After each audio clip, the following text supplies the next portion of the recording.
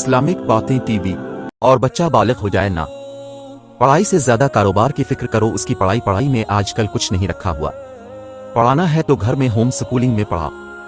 मुसलमान तो हमेशा तिजारत किया करते थे। भाई जो तिजारत में नहीं चल रहा इसको बोलो तो कमाओ पूत बनेगा। ठीक है तो जॉब करेगा यार।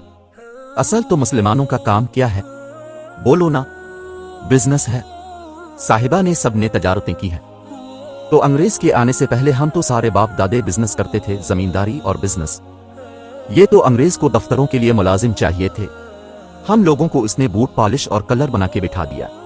और अगर जॉब करनी है तो वो जॉब करो जिसका कोई विजन हो, यानी किसी इदारे जिसका कोई बड़ा विजन हो। इस इदारे में जॉब करो ताकि आपकी इस जॉब से इंसानियत को फायदा हो। मिसाल के तौर पर आप गुटखा कंपनी में जॉब कर रहे हो, उसका क्या फायदा है यार? पेप्सी में जॉब कर रहे हैं, इसका क्या फायदा है?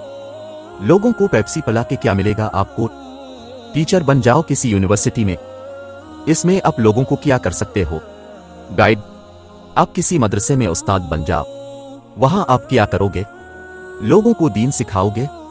इस तरह की जो जॉब है फौज में चले जाओ, इसलिए ऐसे के बॉर्डर की हिफाजत करूंगा। इस तरह की जो जॉब्स हैं वो तो मुसलमान को करनी चाहिए। बाकी जो आजकल जिस किस्म की जॉब्स हो रही है वो कोई इस्लाम इसको नहीं, वो ज्यादा अहमियत देता। खैर।